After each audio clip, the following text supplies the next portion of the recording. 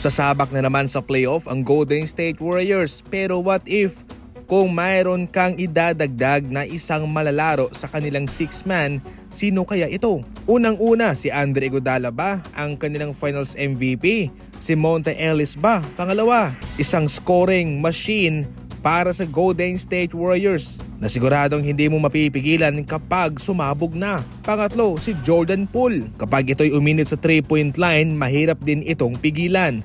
Pang-apat, si Shaun Livingston, ang eksperto sa mid-range. Sniper to para sa Golden State Warriors noon. Kaya sa apat na yan, sino ang idaragdag mo? Ako muna, sa apat na yan pipiliin ko si Andre Iguodala. Complete na to. Kumbaga lahat package na.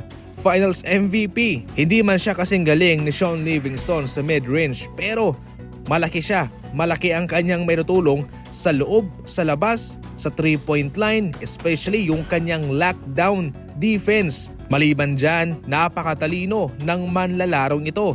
Sa mga gitgitan, sa mga huling minuto, laging present si Andre Iguodala. Siya ang lumalockdown ng star player ng kalaban. Malaking bagay rin naman ang niambag ni Andre Iguodala para sa Golden State Warriors sa kanilang dynasty. Kaya kahit na sino man ay siguradong pipiliin din siya sa what if kung magdaragdag ka ng isang manlalaro bilang kanilang six-man. Ikaw, sinong pipiliin mo dyan? I-comment lang at babasahin ko.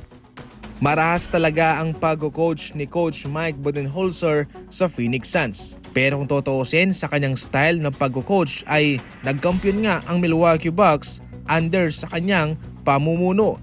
Pero itong Phoenix Suns mga idol, isang taon lamang siya. Kabilang ngayon sa mga nagsilabasang mga ginawa niya ay itong patungkol naman kay Bol Bol. Ayon sa impormasyon mga idol, itong si Bol Bol daw ay tinanggal ni Coach Mike Budenholzer sa kanilang rotation pagkatapos na hindi siya umawat sa altercation nung nagpang-abot yung kanyang teammate na si Mason Plumlee at si Steven Adams. Imbis na umawat, si Bol Bol ay nag-shooting pa.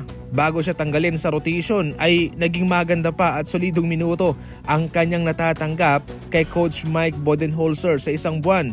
Pero pagkatapos ng kaganapang iyon ay kaagad siyang tinanggal hanggang sa natapos na ang kanilang NBA season. NBA playoff na at yan ho ang mga laban ngayon. Pumunta ka lang sa comment section, nandun ang link sa mga gustong tumalpak. Gamitin lang ang promo code at sa mga first timer dyan, malaking bonus ang naghihintay sa inyo. Napakasimple lang. Pumili ka lang ng team mo at kung nanalo sila, abamatik panalo ka, jackpot ka. Ang link ay nasa comment section lang. Sa ating huling balita naman, itong Dallas Mavericks ang pinaka-latest na kupunan na hindi nakatungtong sa playoff pagkatapos na makapunta sa finals.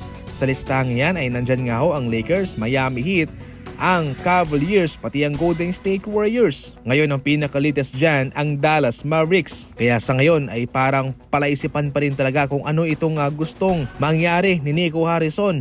Na kung tutuusin ay nakapunta naman sila sa finals, pero anong nangyari? Kanyang giniba ito. At nagtitiwala siya na mananalo ang defense. Pero paano ba kayo mananalo kung yung defender ninyo ay nasasakta naman? Yan ang muna sa ngayon ng ating mga balitang basketball. Maraming salamat po sa panonood.